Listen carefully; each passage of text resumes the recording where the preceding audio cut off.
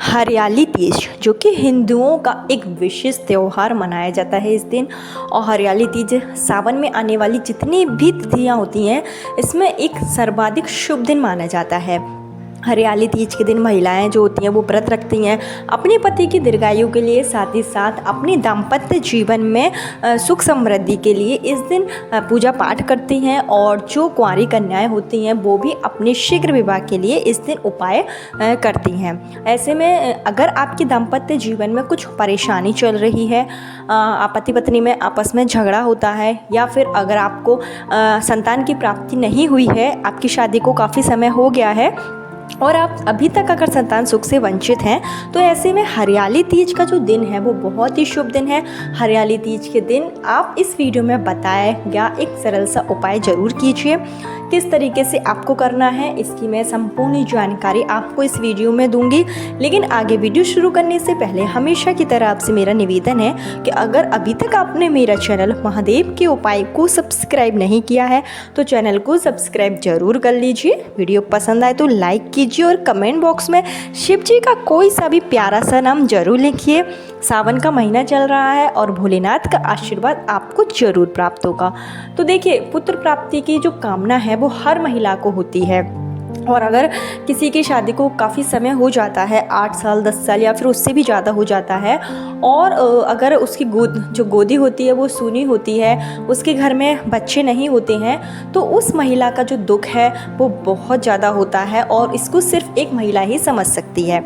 अगर आप भी ऐसी महिला हैं, अगर आपकी भी गोद सूनी है और आपके घर में अभी तक बच्चों की किलकारियाँ नहीं गूंजी हैं, आप चाहते हैं कि आपको भी एक संतान की प्राप्ति हो जाए, आपने डॉक्टर को दिखा रखा है और डॉक्टर ने बोला है कि आप शारीरिक दृष्टि से पूरी तरीके से स्वस्थ हैं, आप आसानी से संतान प्राप्ति कर सकती हैं, आपके पति में भी ऐसी कोई भी कमी नहीं है, उसके बावजूद भी अगर आपके वंश की वृद्धि नहीं हो रही है तो आपकी कुंडली में ग्रह दोष है, जिसके निवारण के लिए जो विशेष तिथियां होती हैं, जैसे कि हरियाली तीज हो गया और हाल ही में भी हरियाली अमावस्या भी निकली है, तो ये विशेष तिथियों पर आपको जो भी उपाय बताती हूँ वो ज़रूर करना चाहिए।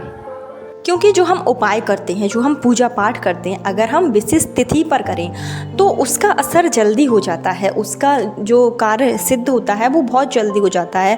क्योंकि ये जो विशेष दिन होते हैं इन पर ग्रहों के नक्षत्र इतने शुभ होते हैं, ये इतना शुभ समय होता है कि अगर हम इस दिन कोई भी उपाय कर लेते हैं, छोटी सी अगर हम पूजा भी कर लेते हैं, तो उससे भी हमारी जो मनोकामना होती है वो अतिशीघ्र पूरी हो जाती है। अगर आपको पुत्र प्राप्ति की कामना है, आपके घर में लगातार लड़कियां जन्म ले रही हैं, आप चाहते हैं कि आपको भी एक पुत्र की प्राप्ति हो जाए, जिससे कि बहनों को भाई मिल जाए और आपका परिवार भी कंप्लीट हो जाए। देखिए, लड़के और लड़की में किसी भी तरीके का कोई भेद नहीं है, लेकिन फिर भी हमारे शास्त्रों में निहित है कि पुत्र से पिता को मोक्ष की प्राप्ति होती है। और हमारे बड़े बुजुर्ग का कहना है कि एक पुत्र हो जाए तो वंश की वृद्धि भी हो जाती है। तो इसलिए अगर आप भी चाहते हैं कि आपको भी पुत्र की प्राप्ति हो तो भी आपको हरियाली तीज के दिन यह उपाय जरूर करना चाहिए। तो चलिए, इस उपाय को पति पत्नी अगर दोनों मिलकर करते हैं तो ये काफ़ी अच्छा माना जाता है, ये आपके लिए ही अनुकूल होगा। क्योंकि जो संतान की प्राप्ति होती है वो पति पत्नी दोनों के भाग्य से होती है। दोनों के ग्रह जब मिलते हैं, दोनों के ग्रह अनुकूल होते हैं, तभी आपके घर में बच्चों की किलकारियाँ गूंजेंगी और तभी आपको संतान की प्राप्ति होगी। लेकिन अगर किसी स्थिति में पति नहीं है, घर से बाहर है या फिर समय का अभाव है और आप उपाय करना चाहते हैं, तो जो पत्नी है वो भी इस उपाय को पूर्ण कर सकती है।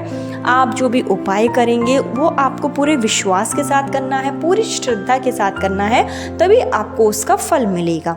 हम बिना उपाय के, अगर बिना विश्वास के अगर कोई भी उपाय करेंगे तो उसका आपको कोई भी फल नहीं मिलेगा। इस बात को आप जरूर ध्यान रखें। तो जो भी आप अगर विश्वास करने जा रहे हैं, जो भी आप उपाय कर रहे हैं, तो उसमें आपका पूर्ण विश्वास होना चाहिए, पूरी श्रद्धा के साथ आपको इस उपाय को करना है। तो इसके लिए आपको क्या करना है कि हरियाली तीज जो कि 7 अगस्त को है, यानी कि कल के दिन हरियाली तीज पड़ रही है। हरियाली तीज सुबह से लेकर शाम तक पूरा दिन ही बहुत ही शुभ रहेगा। तो आपको क्या करना है कि सुबह जल्दी उठ जाना है, स्नान आदि करके आपको साफ सुथरे वस्त्र जो है धारण करने हैं। इस दिन अगर आप हरे कलर के वस्त्र पहनते हैं, हरे कलर की चूड़ियाँ पहनती हैं और आप 16 श्रृंगार करती हैं, तो इसका प्रभाव आपके ऊपर बहुत अच्छा रहेगा, क्योंकि जो सावन का महीना होता है इसमें 16 श्रृंगार का विशेष महत्व है। तो अगर आप भी चाहती हैं कि आपकी मनोकामना अति शीघ्र पूरी हो तो आप पहले स्वयं अपने आप को पूरा तैयार रखिएगा, 16 श्रृंगार आप जरूर करिएगा। हरी चूड़ी और मेहंदी का प्रयोग आप अगर कर पाएँ तो ज़्यादा अच्छा रहेगा। इसके साथ ही आपको अपने घर के पूजा स्थल में एक देसी घी का दीपक जलाकर विनम्र भाव से जो भी देवता को आप मानते हैं, जो आपके कुल देवता हों, उनसे आपको प्रार्थना करनी है कि मेरी सूनी गोद भर जाए। इसके लिए मैं ये उपाय करने जा रही हूँ, मुझे आप अपना आशीर्वाद दें। अगर कोई गलती हो जाए तो समायाचना आप मांग लें। उसके बाद में आपको क्या करना है कि आपको जाना है शिव मंदिर में। आपके घर के आसपास कहीं पर भी शिवालय हो तो वहाँ पर आप जाएंगे और आपको लेकर जाना है शिव भगवान को चढ़ाने के लिए जो भी आपके पास सामान है। बेलपत्र, 11 बेलपत्र आप लेकर जा सकते हैं।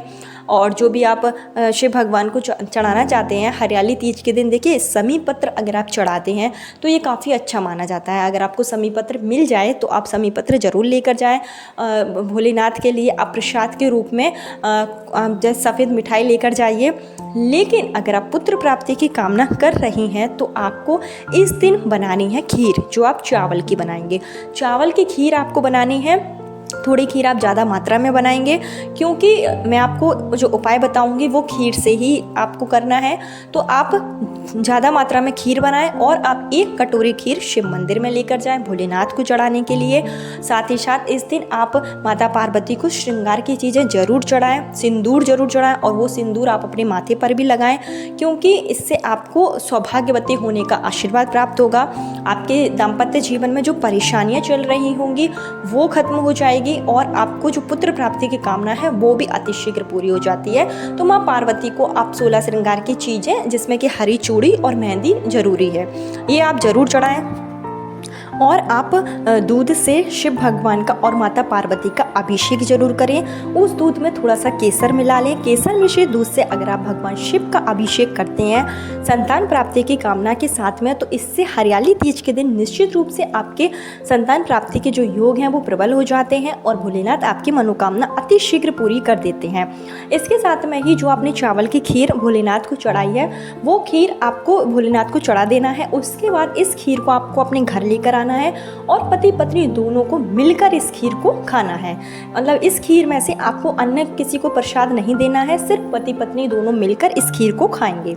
इसके साथ ही जो मैंने बोला था कि आपको खीर थोड़ी सी ज़्यादा ही बनानी है, क्योंकि आपको हरियाली तीज के दिन पुत्र प्राप्ति के लिए जो 5 कन्याएं हैं जो कि 5 साल से छोटी होना चाहिए, 5 कन्याओं को आप यह खीर जरूर खिलाएं। और खीर खिलाने के बाद में आप उनको एक हरे कलर का रुमाल, और उस रुमाल पर अगर हो सके तो आप दक्षिणा जरूर रखें। और अगर आप बिंदी रख पाएँ हरे कलर की, जो बच्चों को की छोटी छोटी बिंदी आती है, आप वो दीजिए और उन कन्याओं का आशीर्वाद लीजिए। मतलब उनका जो हाथ है आप अपने सर पे रखवाइए।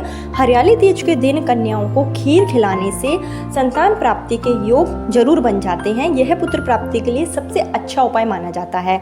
तो अगर आप भी हरियाली तीज यानी जो कि 7 अगस्त को है, इस दिन अगर आप 5 कन्याओं को खीर खिलाती हैं तो इससे आपकी संतान प्राप्ति के योग प्रबल हो जाते हैं। साथ ही साथ मंदिर में जाकर केले का एक छोटा सा पौधा ले जाएं।